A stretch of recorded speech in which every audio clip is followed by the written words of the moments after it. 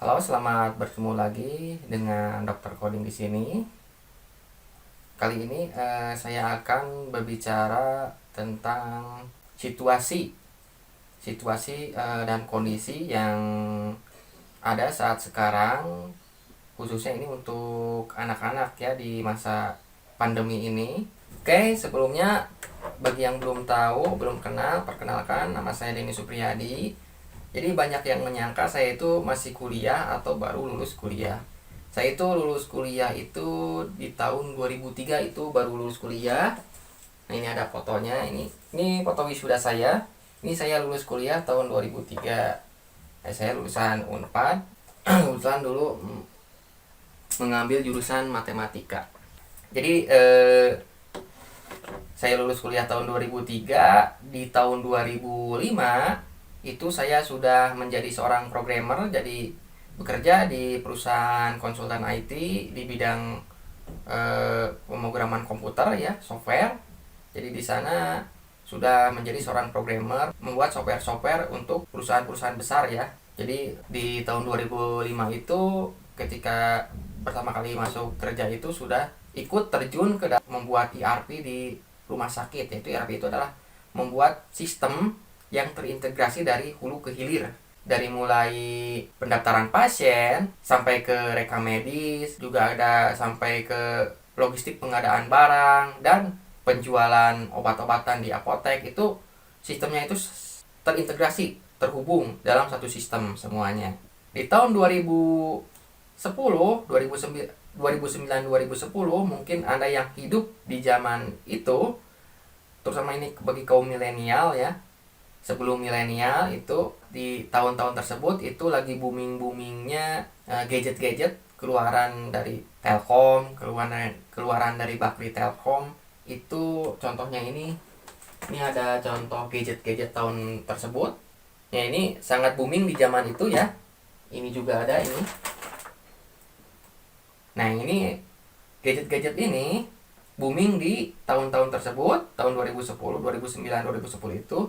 Nah, produk-produk ini saya merupakan salah satu engineer di balik pembuatan produk-produk ini. Nah, jadi di tahun-tahun tersebut saya banyak sekali ikut terjun di dalam proyekan-proyekannya dari Telkom, dari Bakti Telkom seperti itu. Jadi di masa pandemi ini kegiatan belajar anak-anak di sekolah dasar sampai sekolah menengah pertama itu hampir di semua daerah di wilayah Indonesia ini, di pertemuan tatap muka di sekolah itu ditiadakan, dan yang dijalankan adalah pertemuan dengan daring atau online, melalui aplikasi belajar. Semuanya juga serba online di rumah, dan tidak menutup kemungkinan ini ada dampak akibatnya juga terhadap anak-anak kita. Jadi anak-anak kita lebih banyak di rumah, lebih banyak mainnya bahkan. Dan yang dikhawatirkan adalah main melalui gadget, main game online dan sebagainya. Hal-hal yang ya manfaatnya mungkin ada tapi sedikit. Lebih banyak yaitu dampak dari ketergantungan dia terhadap game jadinya. Nah, untuk mensiasati masalah tersebut, kita bisa mengarahkan anak bukan hanya sekedar bermain game. Bahkan di sini kita bisa mengarahkan anak untuk produktif, untuk dia berkreatif, berinovatif. Anak bisa berkreasi, anak bisa berinovasi, daya pikir anak ditingkatkan, anak bisa belajar problem solving. Yaitu dengan apa? Dengan apa yang dia sukai, yaitu membuat, bukan bermain, tapi dia bisa membuat animasi sendiri, bahkan membuat game sendiri. Itu bisa dilakukan, yaitu dengan anak belajar coding. Ini rata-rata ini anak akan senang, anak akan suka. Dia akan berada di depan laptop, di depan komputer. Terus dia bisa membuat animasi sendiri, animasi buatannya sendiri, dengan gambar-gambar yang dibuat oleh dirinya sendiri. Dan dubbing suara dia isi sendiri. Terus gerakan-gerakannya tergantung kepada dia inginnya apa. Dia memprogramnya sendiri, mengcodingnya sendiri sehingga bisa menjadi sebuah film animasi pendek, sebuah game hasil karya cipta mereka sendiri. Nah, itu sangat baik sekali dampaknya daripada dia hanya bermain game. Nah, itu suatu yang mungkin dikhawatirkan oleh kebanyakan orang tua. Maka dari itu, arahkan dia untuk berkreasi, berinovasi. Arahkan dia untuk bisa berlatih problem solving. Dengan apa? Dengan belajar coding. Nah, pelajaran coding ini, terutama yang saya ajarkan ini adalah pelajaran coding untuk anak sekolah dasar sampai sekolah menengah pertama, yaitu pelajaran saya ambil dari risetnya MIT. MIT itu adalah salah satu perguruan tinggi teknologi terkemuka di dunia. Anda sudah tahu kan MIT. Nah, itu hasil risetnya itu diimplementasikan kepada anak-anak supaya anak-anak bisa membuat animasi, membuat game sendiri, hasil karya mereka sendiri.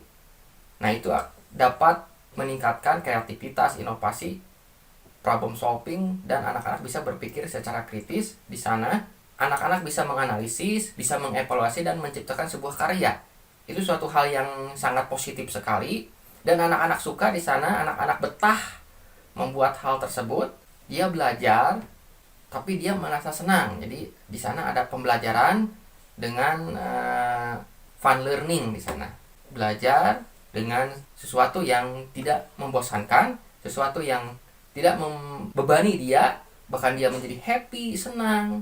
Belajar apa? Belajar dasar pemrograman di sana ada. Di sana belajar dasar pemrograman, di sana belajar matematika, bahkan di sana ada pelajaran bahasa, bisa memilih bahasanya ya, dari mulai bahasa Inggris, bahasa Jerman, bahasa Jepang, huruf kanji, bahasa Arab juga ada di sana, bahasa termasuk bahasa Indonesia. Jadi dia bisa memilih bahasa apa yang dia pilih, seperti itu. Dan juga dia bisa menggambar sendiri. Nah, itu ada peningkatan kecerdasan visual spasial di sana. Dia bisa menggambar kayak aktor-aktornya atau menggambar karakternya, itu hasil karya gambar sendiri. Itu bisa dilakukan di sana. Jadi ini sangat bermanfaat. Bahkan ini di luar negeri ini sudah dijadikan kurikulum wajib bagi sekolah dasar. Di negara-negara maju itu udah dijadikan kurikulum sekolah dasar.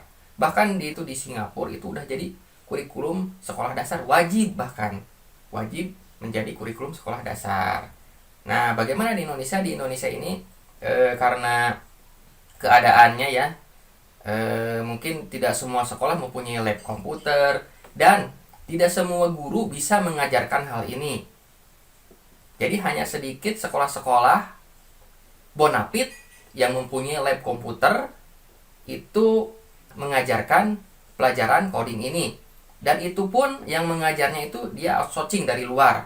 Jadi kerjasama dengan organisasi luar yang bisa mengajarkan script ini, terus diajarkanlah kepada anak-anak di sekolah. Jadi itu hanya sedikit ya, sekolah-sekolah dasar itu hanya beberapa sekolah-sekolah yang menerapkannya.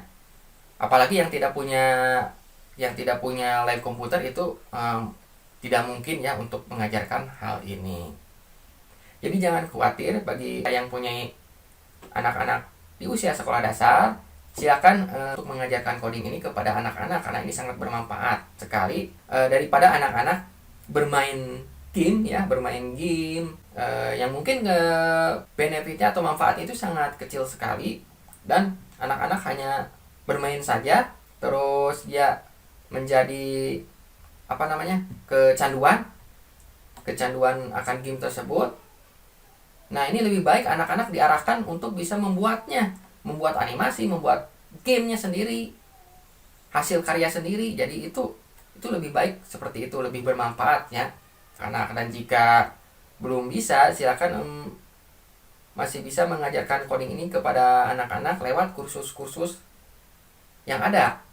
Dan saya juga membuka kursus bagi anak-anak ini. Kebetulan saya hobi mengajar, jadi saya juga bisa terjun langsung mengajar anak-anak coding tersebut.